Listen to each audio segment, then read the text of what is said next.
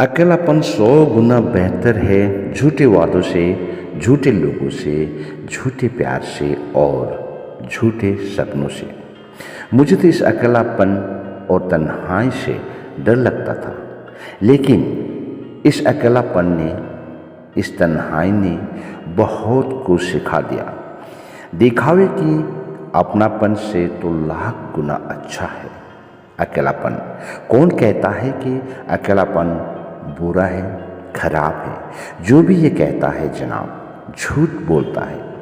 यूं तो इस दुनिया की भीड़ में दिखाते बहुत सारे लोग, फिर भी इस दुनिया में हर एक इंसान अकेला ही है। ये बात सच है, हकीकत है, इसको मानना भी पड़ेगा। कोई किसी का नहीं होता, हर कोई केवल अपना मतलब का चाल चलता है। कभी कभी तो ये रिश्ता भी नाटक सा लगता है। अपनों के साथ जीने की पता नहीं चलता कौन किस समय कौन सा चाल चल जाए। कितना अजीब है ये रिश्तों का खेल भी। किसी ने सही कहा है, इंसान की अच्छाई पर सब खामोश रहता है, लेकिन चर्चा उसका ही बुराइयों पर हो तो गूंगे भी बोलने लगते हैं। कहावत तो सुनी होगी, तजुर्बे ने शेरों को खामोश रहना सिखा दिया, क्योंकि शेर जानता है दाड़ कर शिकार नहीं किया जा सकता। हर सफ़र साथ साथ मिलकर चलना पड़ता है। जी हाँ दोस्तों, लेकिन कुछ कुछ सफ़र हमें अकेला ही तय करना पड़ता है।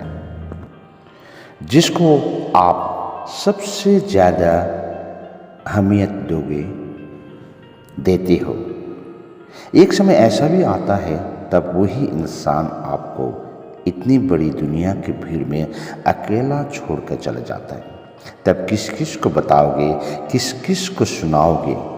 कोई नहीं होता यहाँ जो आपके दुखों में आंसू बहाने वाला। खुद का आंसू खुद ही पीना पड़ता है, क्योंकि ये दुनिया ही मतलबी है। यहाँ कोई किसी का नहीं होता। कहता है कि दुनिया में लाखों अरबों लोग रहता है। ये बात सबको मानना ही पड़ेगा, बात सत्य है, लेकिन ये बात कम लोगों को पता है कि इस दुनिया में हर एक इंसान अकेला ही है। दिमाग पर जोर दो तो पता चलेगा क्यों ये दुनिया में हर एक इंसान अकेला है। समय आने पर सबको पता चल जाएगा, चल ही जाएगा। बस इंतजार करो, साफ साफ दिखने भी लगोगे। मैं मानता हूँ कि जीवन जीने का अपना अपना ढंग होता है, अपना अपना तरीका होता है। मर्जी का मालिक आप खुद है। हर कोई अपना ही ढंग से जीवन को जीना पसंद करता है, लेकिन थोड़ा सा ख्याल इस बात का रखना, गरीब और लाचार और बेसहारा या वृद्ध लोगों को कुछ भी दे नहीं पाओगे तो भी कोई बात नहीं, चलेगा। लेकिन उन लोगों का हालात और परिस्थिति पर कभी मजाक मत उड़ाना। जनाब, फूलों को भी पता नहीं होता कि कल सुबह उसे मंदिर जाना है या शमशान घाट। ये छोटी सी जिंदगी है, सबको मिलकर रहना पड़ता है। आप सबको पता ही है, समय बलवान होता है। समय और परिस्थिति बदलने में समय नहीं लगता। अक्सर देखा गया है कि दुनिया में कोई किसी से खुश नहीं है। हर कोई अपना अपना मतलब की दुनिया में खोया हुआ है। मतलब की बात सबको जल्दी समझ में आता है, लेकिन बात का मतलब बहुत कम लोगों को ही समझ में आता है। इसीलिए जो जैसा है सबको वैसे ही नजर आता है। जिंदगी में कई बार किसी के लिए इतना जरूरतमंद भी नहीं होता जितना सोचते हैं। ये बात कहते कहते एक छोटी सी कहानी याद आ गया। तो दोस्तों कहानी ये है कि दुख और सुख दोनों ही एक घनिष्ठ मित्र थे। दोनों आपस में हर रोज़ एक गांव की बाहर एक बड़ा सा पीपल का पेड़ था, उसके नीचे हमेशा मिला करते थे। लेकिन दोनों का कार्य अलग अलग था। जैसे कि सुख का काम था लोगों को सुख देना और दुख का काम था लोगों को दुख देना। लेकिन इन दोनों कार्य अलग अलग होने के बावजूद भी इन दोनों एक घनिष्ठ मित्र थे। तो हर रोज़ शाम को 5 बजे ये दोनों वही बड़ पीपल के नीचे मिला करते थे। तो ऐसे एक दिन दोनों सुख और दुख 5 बजे करीब दोनों बातें कर रहे थे आपस में।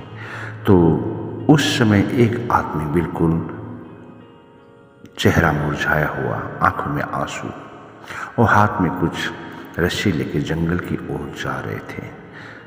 तब अचानक सुख का नज़र उस पर पड़ गया और दुख से पूछा, दोस्त ये कौन है? तो दुख ने बड़ा ही घमंड के साथ हंसते हुए बोला, ये बहुत ही दुखी इंसान है, इसको मैंने दुख दिया क्योंकि मेरा कार्य है दुख देना। और ये जंगल की ओर क्यों जा रहा है? इसीलिए ये जा रहा है कि अब ये सुसाइड करने जा रहे हैं। अब इसको मैंने इतना परेशान किया, अब इसको दुख बर्दाश्त नहीं हो पा रहा है, तो इसीलिए ये मरने जा रहा है।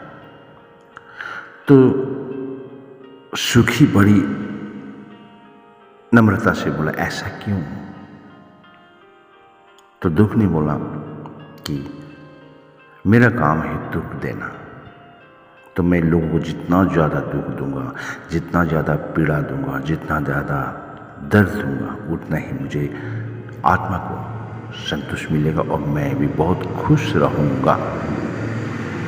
तो इसीलिए मैंने इसको इतना दुख दिया कि आज ये सुसाइड करने जा रहे हैं। तो सुख ने बोला, नहीं दोस्त, ऐसा नहीं कर सकता। देख, इस आदमी का घर में 2 छोटे छोटे बच्चे हैं, बीबी है, घर का स्थिति देख, घर में एक भी अनाज नहीं है, तो ये तो मर जाएगा। लेकिन 2 बच्चे और उसकी बीबी क्या करेंगे? तब दुख ने पट से बीच में सुख का बात काटते हुए बोला, तेरे को क्या है? तेरा काम है लोगों को सुख देना, मेरा काम है लोगों को दुख देना। तो मैंने इसको इतना दुख दिया, इतना पीड़ा और दर्द दिया, मेरे आत्मा को सुकून मिल रहा है। अब ये मरने जा रहा है, सुसाइड करने जा रहा है, ये मर जाए और भी मुझे सुकून मिलेगा। तब तब सुख ने कहा उसको, नहीं, इसको मरने मत देना यार, छोटे छोटे बच्चे, इसकी बीवी है, बहुत तकलीफ हो जाएगा, उन लोगों को कौन देखभाल करेगा? तो ऐसा नहीं कर सकता। हाथ जोड़ के दुख को कहा कि नहीं, ऐसा नहीं कर सकता तू। तब दुखी बड़ा घमंड के साथ बोला, अरे तेरा काम सुख देना है, तू सुख दे लोगों को, मेरा काम दुख देना है, मैं दुख दूंगा। तेरे को क्या है, तू अपना काम कर, मैं अपना काम करता हूँ। तब सुख ने कहा, नहीं दोस्त, नहीं, तुम ऐसा नहीं कर सकते, इसको कुछ मैं दूंगा, सुख दूंगा इसको, तू मुझे दे ये इंसान को मैं सुख दूंगा ताकि इनका परिवार अच्छी तरह से खाए पिए। तब दुखी बड़ा ही जोर जोर से हंसने लगा, अरे नहीं, तेरा काम सुख देना है, मैं मानता हूँ तू सुख देगा इसको, लेकिन ये सुख का काबिल नहीं है, तू पछताएगा, अगर इसको सुख देगा तो पछताएगा। तब सुख ने कुछ सोचे बगैर कहा, मैं कभी नहीं पछताऊंगा, बस मुझे एक बार ये आदमी मुझे दे दे, मैं इसको सुख दूंगा। फिर दुख ने कहा, नहीं, ये सुख का काबिल नहीं है, तू बड़ा पछताएगा, इसको मरने दे। तब सुख ने फिर देखा, सचमुच वो इंसान पेड़ में चढ़ा, पेड़ में रस्सी बांधा और नीचे आके कुछ उसने प्रार्थना करने लगे, शायद भगवान को नाम ले रहे थे या कुछ भी हो। तब सुखी बड़ा हताश होते हुए कहा, देख देख देख मरने जा रहे यार, अब तो इसको कुछ रहम कर। कुछ देर प्रार्थना करने के बाद वो उठी। जब उसने आंख खोला तो उसका आंखों में आंसू भरा हुआ था। बिल्कुल वो पेड़ के ऊपर चढ़े जहाँ पे फंदा लगाया था। तब उसने उस फंदे में शीट डाला और काफ़ी दुखी मन से आंसू उनकी आंखों से निरंतर बह रहे थे। लेकिन इधर सुख भी दुख के साथ काफ़ी रिक्वेस्ट कर रहे थे, नहीं नहीं इसको मत देना, इसका बीवी बच्चा क्या होगा। तब दुखी जो है उसने सुखी से बोला, नहीं यार तू ऐसा मत कर, ये सुख का काबिल नहीं है, ये इंसान इतना घमंडी है तो इसीलिए इसको मैंने दुख दिया। यदि इंसान ये अच्छा होता तो मैं पहले ही तेरे को दे देता, लेकिन तू पछताएगा। अगर तू इसको सुख देगा तो पछताएगा कि ये सुख का काबिल नहीं है, सुख शांति भुगतने का काबिल नहीं है दोस्त, इसको मरने दे। तब सुख ने दुख को हाथ जोड़ के बोला, दोस्त तू मेरा दोस्त है, आज दोस्ती की कसम खाता हूँ, ये इंसान मुझे दे दे, मैं इसको सुख शांति दूंगा, मैं तेरे से कोई शिकायत नहीं करूँगा। तब दुखी अपने बैठा हुआ जगह से फट से खड़ा हो गया और सुखी को कहने लगा, ठीक है दोस्त, तूने दोस्ती की कसम दिया, तू ले जा इसको, सुख दे दे, लेकिन पीछे मुझे शिकायत मत करना, तू बहुत पछताएगा। तब सुखी बड़ा ही प्रसन्न होते हुए कहा, मैं तेरे को कभी शिकायत नहीं करूँगा, मैं इसको सुखी दूंगा। तो दुखी ने सुखी के हाथ में उस इंसान को सौंप दिया। जैसे वो इंसान कुछ देर रोने के बाद आँख खोली, अब वो लटकने ही वाले थे। तब अचानक उस फंदा लगने वाले जो इंसान थे, पेड़ में चढ़े थे, उसके आँखों में कुछ चमकते हुए चीज़ ज़मीन में दिखाई दिया। ताकि ऐसा चमक रहे थे मानो वो हीरा है। तो उसने गले से फंदा निकालकर पेड़ से उतर कर जाके देखा, वाकई में बहुत चमकदार पत्थर मिला था।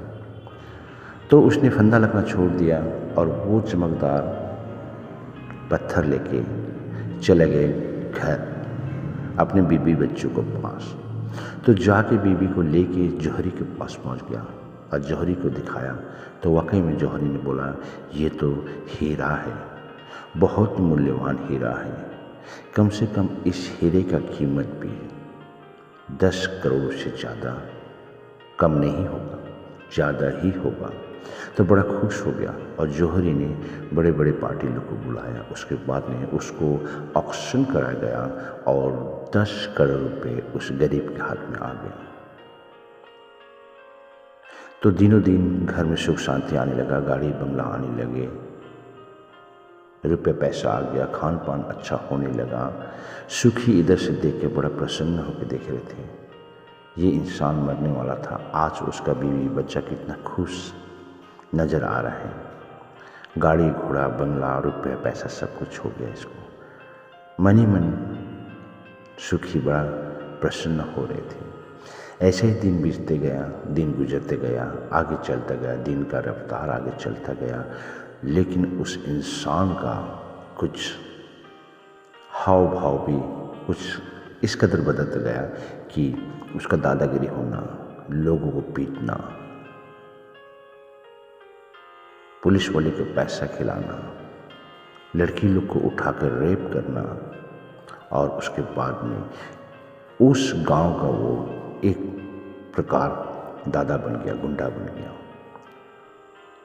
तो दुखी वो सब देखते हुए बड़ा दुखी हुआ और सुखी उधर से देख के सुखी भी थोड़ा बेचैन रहने लगा। और दुखी ने कहा, देखिए इंसान को मैंने इसका हाथ में दिया, मैंने पहले ही बोला था सुखी को कि ये इंसान सुख का काबिल नहीं है।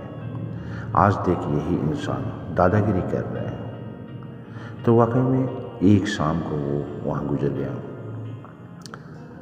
गया। दूसरी शाम को जब दुख और सुख मिल रहा था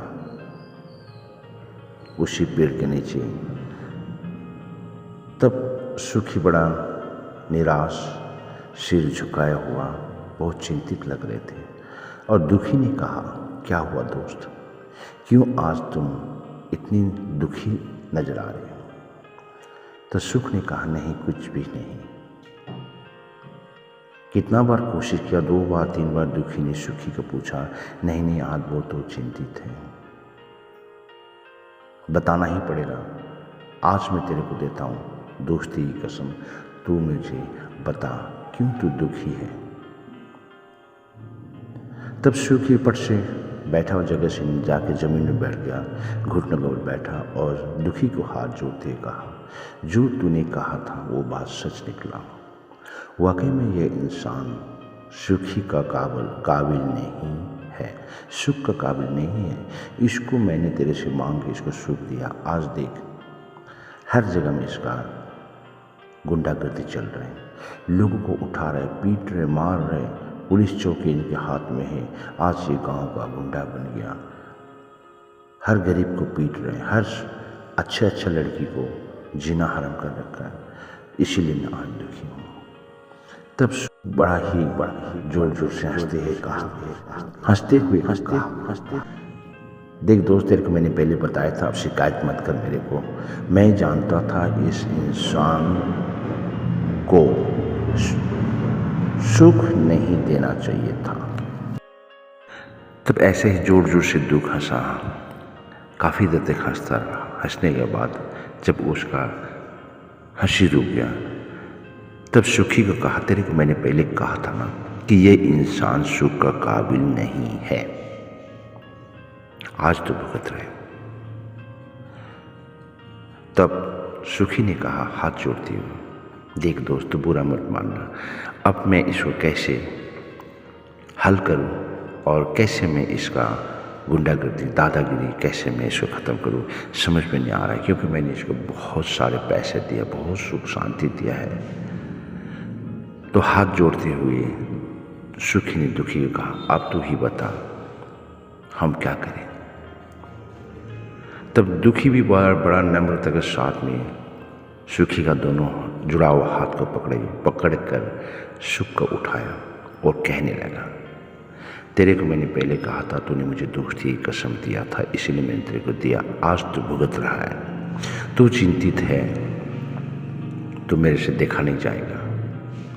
जैसे तूने मेरे को दोस्ती की कसम देके, मुझे दोस्ती की कसम देके तूने इसको ले गया था, आज मैं तेरे को दोस्ती की कसम देके फिर वापस लेने की कोशिश करता हूँ। तो दोनों उसी आदमी के बारे में डिसाइड कर रहे थे। तभी भी सुखी ने कहा, नहीं इतना भी ज़्यादा दुख मत दे, उसको जीने लायक का तो छोड़ना ही पड़ेगा, क्योंकि उसका छोटे छोटे बच्चे हैं। तो दुखी ने हाँ भरा, ठीक है मैं इतना ज़्यादा इसको तकलीफ नहीं दूंगा, दुख नहीं दूंगा, लेकिन तू भी एक वादा कर। दुखी ने भी सुखी को हाथ जोड़ के कहा, तू भी एक वादा कर, इसको इतना पैसा रुपया मत दे, इतना अमीर मत बना, मैं भी इसको इतना गरीब नहीं बनाऊंगा और तू भी इसको इतना अमीर मत बना। तो हम दोनों मिलते हैं, चलो आज वादा करते हैं। तो इसको हम बीच क्लास में रखते हैं, ना तो इसको गरीब बनाते हैं, ना तो इसको हम अमीर बनाते हैं, ताकि ये मिडिल में रहे, ताकि गरीब होकर ये ना रोए और अमीर होकर ये दादागिरी ना करे।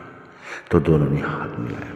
तो दिनों दिन देखते उसका रुपये पैसे ख़त्म होते जाते बस वो मजदूरी करके खाने लायक का बना दिया। और सुख और दुख का दोनों को एक साठ गांठ, यानी कि बोली दोनों का एक सल्ला मशवरा के अनुसार उसको मिडिल क्लास में रखेंगे। ना तो उसको अमीर बनाया, ना तो उसको गरीब बनाए। जी हाँ दोस्तों, इसीलिए इस छोटे से कहानी से आप लोग को शायद ये सीख मिला होगा कि पैसा है अमीर है बोलते समय ज़्यादा चहकना महकना और दादागिरी करना, घमंड करना ये अच्छी बात नहीं है। और गरीब होते समय रोना धोना, चिल्लाना, सुसाइड करना ये भी नहीं है। तो इसीलिए मैं आप सबको यही विनती प्रार्थना करता हूँ, इस छोटी सी कहानी द्वारा मैं आप लोगों को ये बताने की कोशिश कर रहा था कि दोस्तों, अमीर हो ठीक है, अमीर है, और आप गरीब हो, गरीब है, लेकिन अमीर हो चाहे गरीब हो अपने दायरे पे रहना चाहिए।